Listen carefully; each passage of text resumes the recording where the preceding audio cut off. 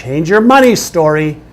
Let go of the limiting beliefs that are holding you back. Let go of the disempowering emotions. Let go of the behaviors that suck your time and cause you to do what? Be less productive than you can be every single day. All right, good morning, everyone in the cyber world. John Assaraf here, and I hope you're having an amazing day.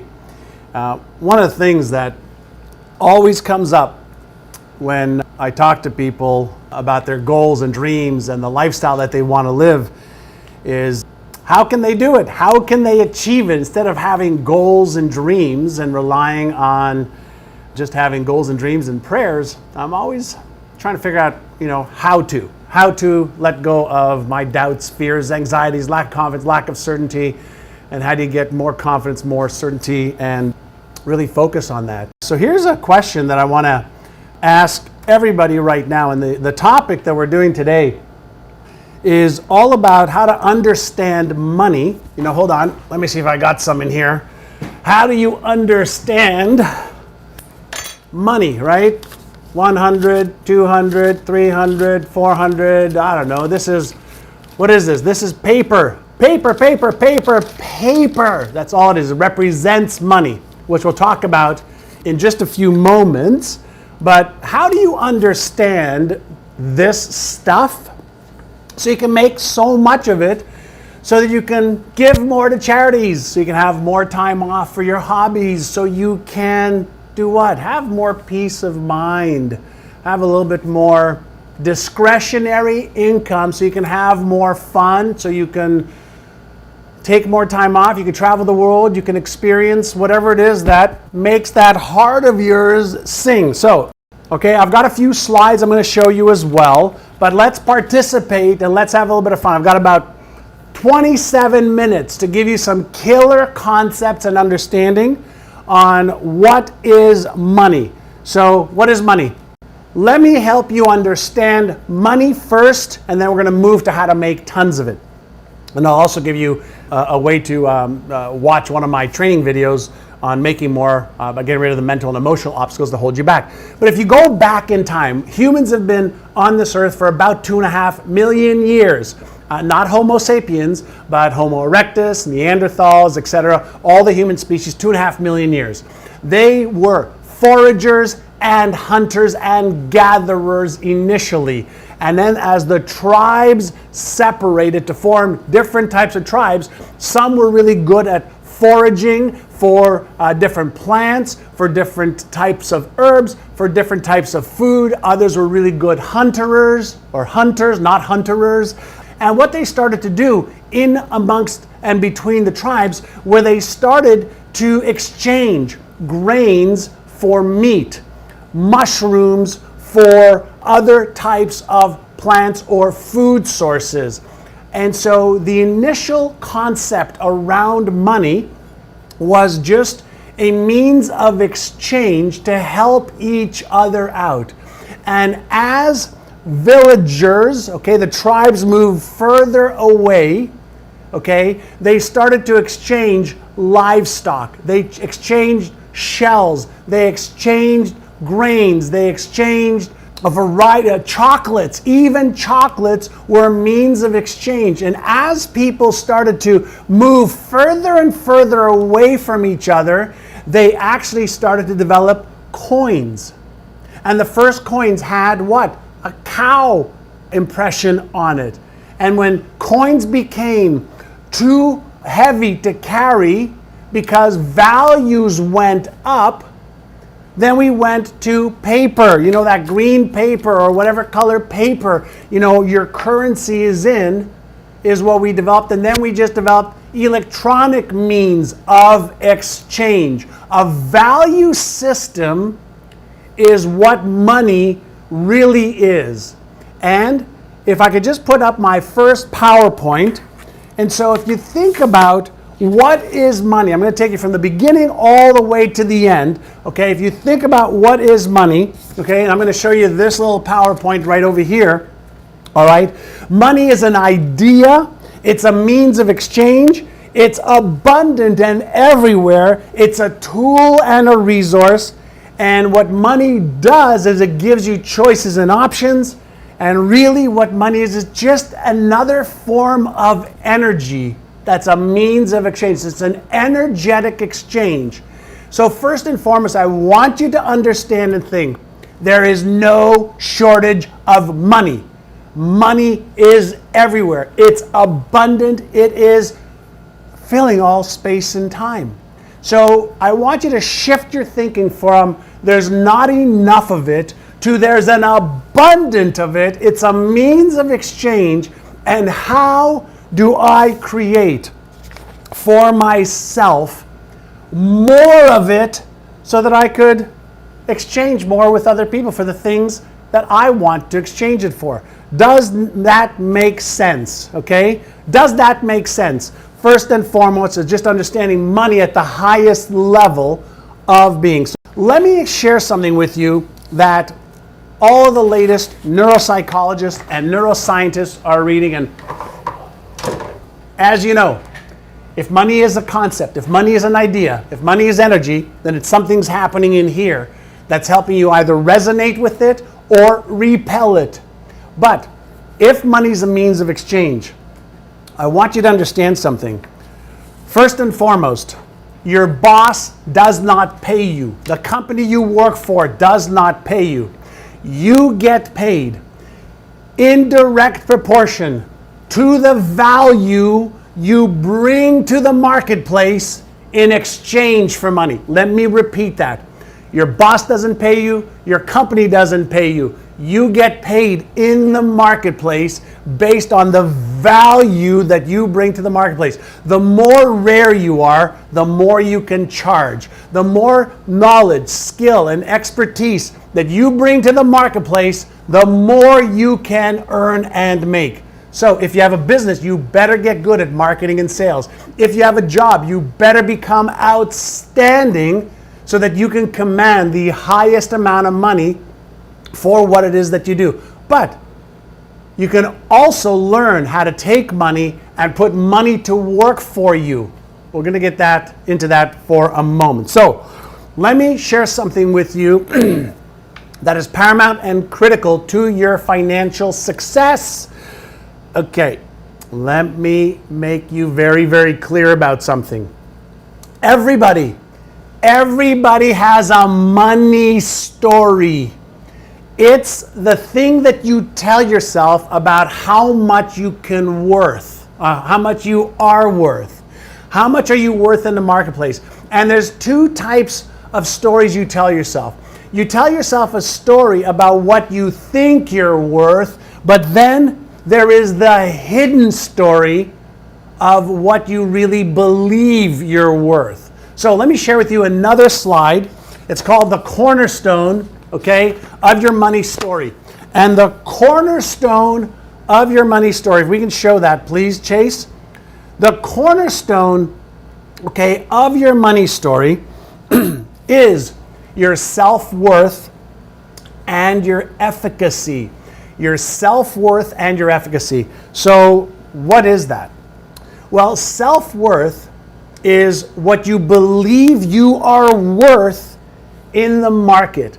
And efficacy is all about your skills and your abilities to accomplish something. So if you feel that you can accomplish something because you have the knowledge, you have the skills, you have the ability, then you're going to have a higher level of belief in the marketplace. But if you have counter beliefs that say you're not good enough, you're not smart enough, you're not deserving enough, you are going to polarize yourself around that. So your beliefs and your habits around money is your persona. Persona just means what?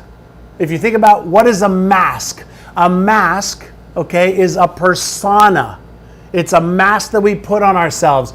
And so people who earn a lot of money have, okay, a persona, a belief that they can achieve more. They will achieve more. They know how to. They have the knowledge and the skills and they have the habits to achieving more money. So that means that one of the things that you need to do in order to earn more money is ask yourself this question: how can I take my product, my knowledge, my skills, my abilities, and bring it to the marketplace so 1 or 10 or 100 or 1,000,000 people will exchange their money with me for that knowledge, skill, product, or service that I have.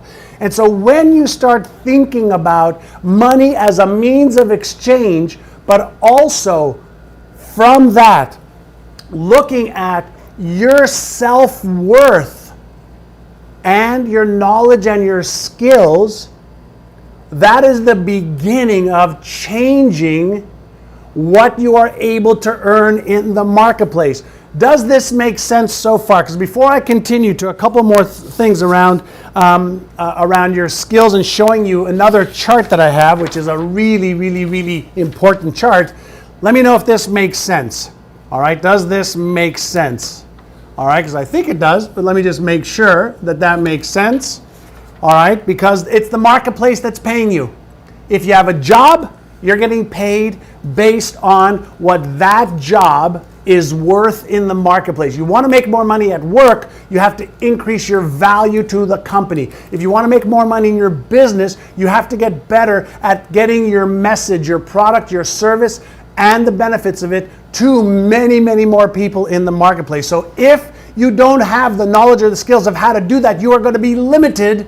And if you feel limited, that's going to affect your self-worth and your persona of how you show up in the marketplace, because it's the marketplace that pays you, and the marketplace has a value. A grain is worth X, a diamond is worth Y, a very expensive rare painting is worth Z, a certain type of yacht is worth X, a rowboat is worth Y. The marketplace determines value. You have to determine where you fit into the marketplace, and there are two things you have to work on: your knowledge and skills to rise above the other people in the marketplace who are offering and have what you have. What makes somebody better than somebody else at something? Knowledge, skills, expertise. And you have to make a decision. What level of the money game do you want to play? Do you want to play at the grade school level, high school level, university level, or at the pro level? If you just use sports or knitting or chess as an example, people with different levels of skills play at higher levels of the game. And so if you want to understand how to make boatloads of money, you have to understand the inner game, your beliefs, your perceptions, your values, your habits. You have to understand what is it that holds you back? What is it that drives you forward? I'm going to get into that for just a moment, but you have to raise your level of awareness of the game, the rules of the game, and your knowledge and your skills, and you have to raise your deservability score. Let me repeat that. You have to raise your deservability score. What you believe you really, in your heart, not, haphazardly, but in your heart, you have to raise what you believe you're worth. And how do you do that? You figure out, how do you bring more value in the marketplace? How do you bring more value to your employer? I want to share something with you. Many of you know I've built some fairly successful companies. I've had as many as 1,500 salespeople. At Remax of Indiana, Bamboo, we grew to 1,200 people. And I want you to imagine this scenario. Let's say you work for a company, and the company has to lay off people. Does the company lay off people that are outstanding at helping the company succeed? No.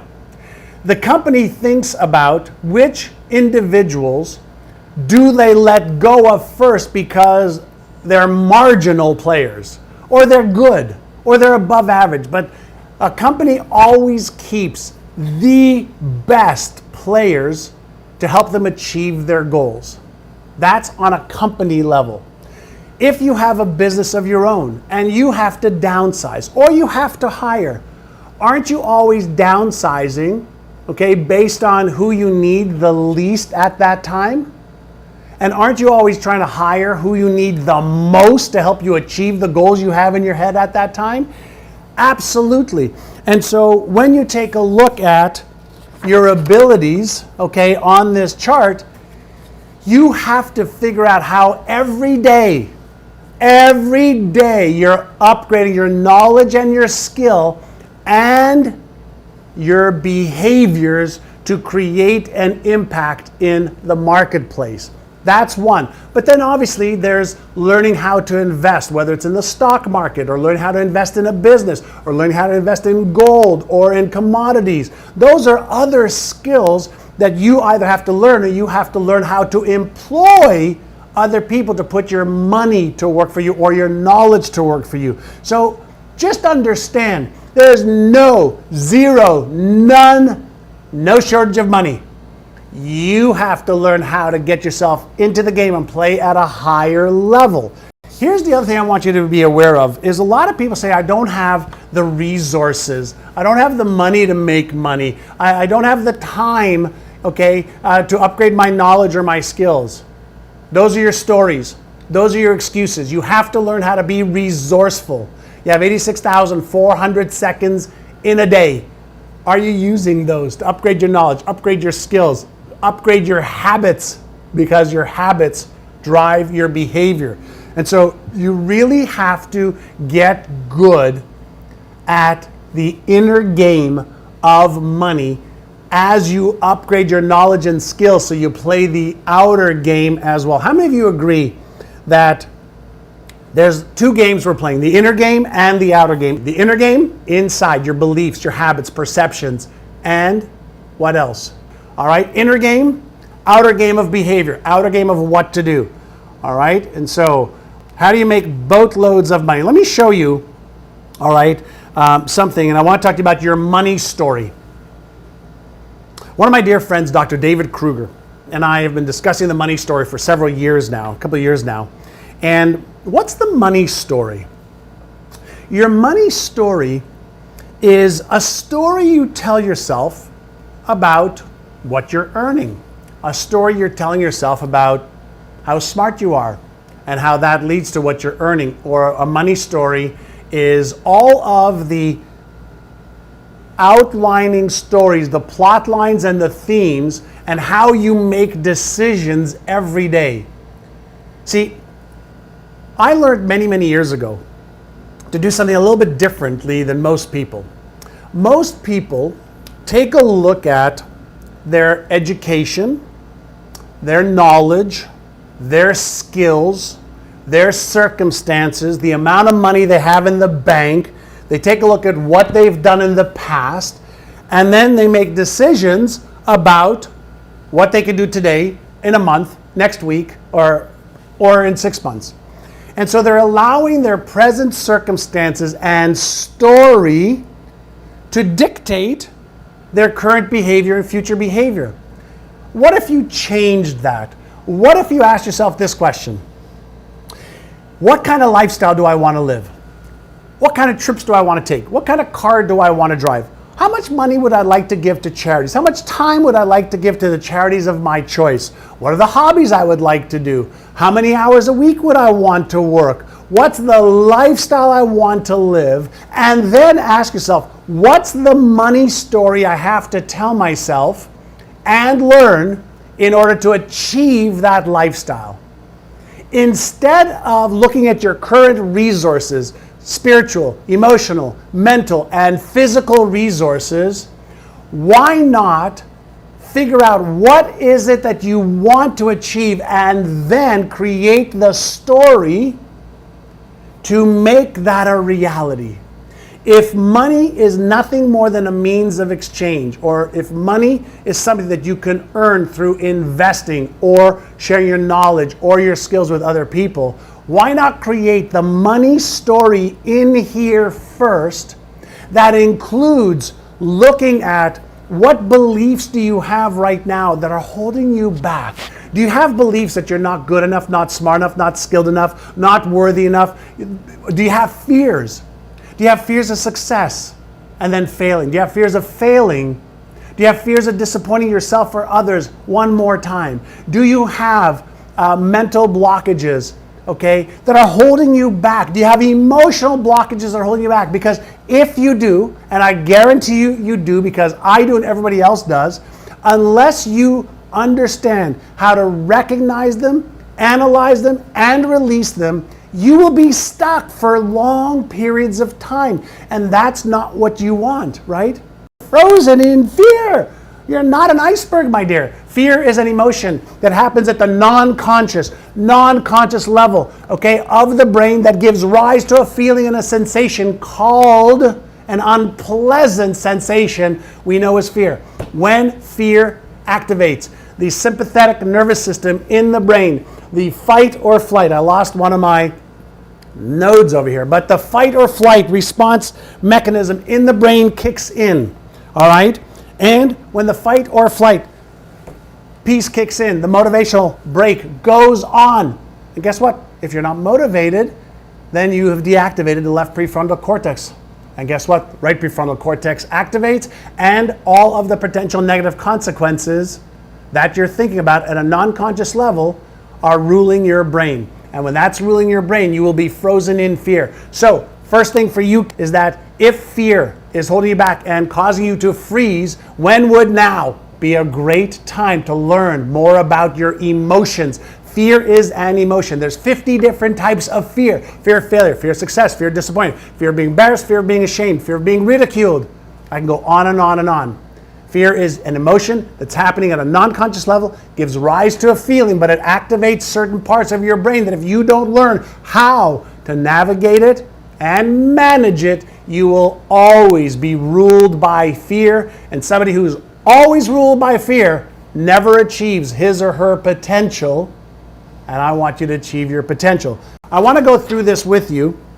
All right, it's on the screen. Chase, can you leave that on the screen for a moment or so? So I want you to take a look at this little diagram. So on the left at the high point is high self-worth. These are people that just feel that they deserve and are worthy of success. They don't question whether they are worthy of success. The people at the lower end of the scale, okay, so high self-worth, low self-worth, they don't feel like they're worthy of success. So here's a question for you. If somebody feels like they're worthy, and I'm not talking about superficial emotions, I'm not talking about superficial beliefs, I talk about, I know I'm worth it. My value in the marketplace is strong. I have enormous amount of knowledge and skill, and I feel like I bring in a lot of value to the marketplace with my product, my service, my knowledge, or my skill. So there are people, high self-worth, low self-worth. But now let's look at the other side of the scale. High efficacy, low efficacy. High efficacy, low efficacy. Okay, so I'm trying to show this to all of you. If you want to copy this, just go to my Facebook fan page, okay? But if you take a look at high efficacy, these are people that are totally capable of achieving the goals of success they want. They have the knowledge, they have the skills, and they have the habits. Knowledge and skills are not enough. The habits, the ability to take consistent action on the knowledge and skills you have is what determines success. And then low efficacy cannot achieve high levels of success because they just don't have the knowledge or the skills or the habits. And so think about this. Somebody who has high self-worth but low efficacy, so the top left part of the quadrant and the bottom right. So high self-worth but low efficacy, low knowledge, skills, or habits, they're always telling everybody else what they should do. Okay, they're always telling us, but they're not doing it for themselves. Somebody with high efficacy and high self-worth, they earn almost any amount of money they want. Why? Because they feel they're worth it, they have the right beliefs, they have the right perceptions, they have the right knowledge, they have the right skills, and they could write their own ticket. So many years ago, my mentor shared with me, okay, that every day,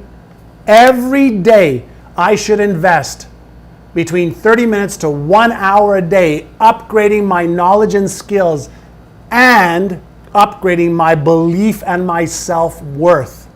Upgrading my knowledge and skills and upgrading my beliefs and self-worth so it will match the goals, the dreams, the income, the lifestyle that I choose to have.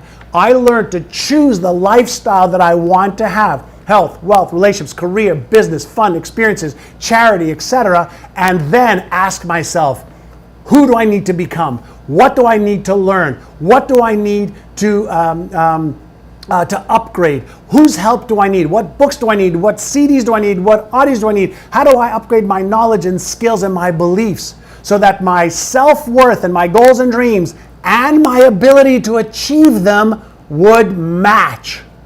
People who have low self-esteem, okay, so low self-esteem and high efficacy, low self-esteem and high efficacy, these are people that no matter how hard they try, they upgrade their knowledge, their skills, they work like workhorses, but they never feel good enough on the inside. They never feel it's enough. So they rarely enjoy what they achieve because it's never enough. And that's why it's critical to line up your beliefs with your perception, beliefs about yourself, beliefs about what's possible, beliefs about how to become the person you must become to achieve the goals and the lifestyle you want to achieve.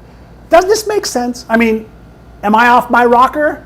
Or isn't this how you get your money story right and how you increase your self-worth and efficacy, your abilities to match boatloads of money that you can make? You can make an extra $1,000 a month, $5,000 a month, $10,000 a month, $100,000, or $1 million more a month when you upgrade your knowledge and skills and habits. Not just knowledge and skills. There are plenty of people who have knowledge and skills, but they don't have the daily, weekly, monthly habits to achieve more success. So stop screwing around with yourself, believing that some law of attraction shit's gonna happen and land $1 million on your lap.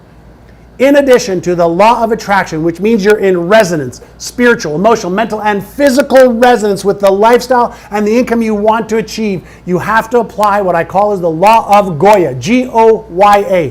What is that? It's called the get off your ass law and upgrade your knowledge, skills, and habits. Change your money story. Let go of the limiting beliefs that are holding you back. Let go of the disempowering emotions. Let go of the behaviors that suck your time and cause you to do what? Be less productive than you can be every single day. And when you do that, I guarantee you, you will be able to make boatloads of money so you can give more of your time, your spirit, your heart, your kindness, your tools and resources to as many people as possible. I want to help you make more money, not so you eat bigger steaks. Yes, so you're more comfortable. Yes, so you have less stress. Yes, so that you don't have to worry as much as you do. But I want to help you grow your financial ability by working on your inner game to develop your beliefs, your habits, and your perceptions so that you have a money story of somebody who is wealthy and you have the abilities of somebody who is wealthy. Hey, this is John, and if you liked that video, watch the next video because it is packed with things that you can do right now to achieve success way faster than ever before.